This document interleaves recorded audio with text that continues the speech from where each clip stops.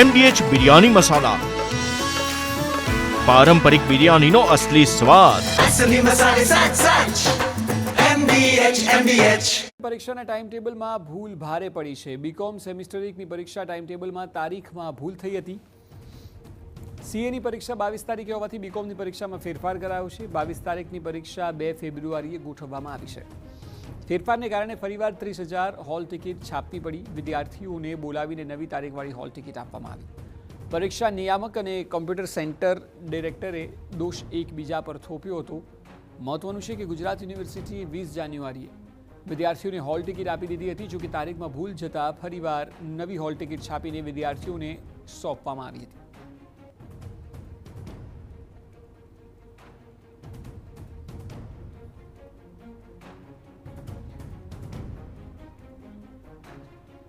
તો હવે ફરી એકવાર 30,000 હોલ ટિકિટ છાપવી પડી, કારણ કે તારીખ ક્લેશ થઈ બીકોમ સેમિસ્ટર 1 અને સીએની, જેથી કરીને બીકોમ સેમિસ્ટર 1ની પરીક્ષાને પાછળ લઈ જવામાં આવી છે અને 2 ફેબ્રુઆરીએ પરીક્ષા ગોઠવવામાં આવી છે. સીએની પરીક્ષા 22 તારીખે હોવાથી બીકોમની પરીક્ષામાં ફેરફાર કરવામાં આવ્યો છે. વધુ માહિતી આપી રહ્યા છે સંવાદદાતા નરેન્દ્ર રાઠોડ. નરેન્દ્ર, સૌથી મોટો સવાલ એ છે, મોટાભાગના વિદ્યાર્થીઓ ઘણા એવા હોય છે કે જે બીકોમની સાથે સાથે સીએ કરે છે, તો શું યુનિવર્સિટી પ્રશાસનને આ વાતનો ખ્યાલ જ ન રહ્યો કે સીએની પરીક્ષાની સાથે ક્લેશ થઈ રહી છે?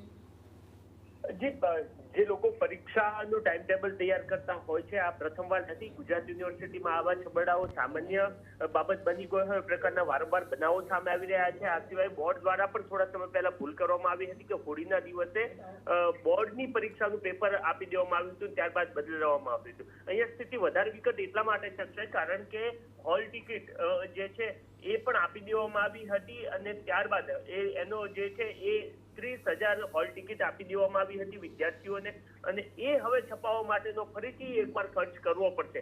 એટલે કે જે પરીક્ષાનું ટાઈમ ટેબલ નક્કી કરે છે એ વિભાગ અને એ સિવાય અન્ય જે વિભાગ છે કે જેમના દ્વારા પરીક્ષા લેવામાં આવતી હોય છે, એના બંને વચ્ચેનું જે સંકલન હોવું જોઈએ એ નથી હોતું અને એને જ કારણે આ પ્રકારના બનાવો સામે આવતા હોય છે. મોટાભાગના જે સીએ કરતા વિદ્યાર્થીઓ છે એ સાથે કોમર્સનું સ્ટડી કરતા હોય છે અને એ સ્થિતિમાં ગુજરાત યુનિવર્સિટીના પણ ધ્યાને હોવું જરૂરી છે અને એ સિવાય જે પરીક્ષાનું ટાઈમ ટેબલ નક્કી કરે છે એમના ધ્યાને પણ નક્કી હોવું જરૂરી છે કે આ પ્રકારના વિદ્યાર્થીઓ આપણી પાસે છે, તો પછી બંનેનો ટકરાવ ના થાય એ પ્રકારનું ટાઈમ ટેબલ નક્કી કરવું જોઈએ. પરંતુ આ મોડે તો મોડે ધ્યાને વિગતો આવી અને એના જ કારણે લગભગ 30,000 જેટલી હોલ ટિકિટ ફરીથી તાત્કાલિક આજ વહેલી સવારે છાપવા માટે ગુજરાત યુનિવર્સિટીએ આપવી પડી છે અને આ ખર્ચ તમામ વિદ્યાર્થીઓની જે ફી છે એમાંથી વસૂલવામાં આવશે.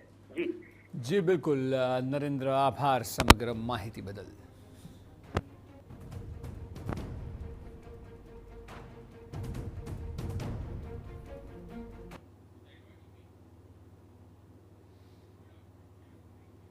MDH કિચન કિંગ મસાલા રસોડામાં હોય તો આપણે કંઈ પણ બનાવી શકીએ છીએ. રીંગણાનો ઓળો, બટેટા ફુલાવર, ભીંડી મસાલા અને બીજું ઘણું બધું. MDH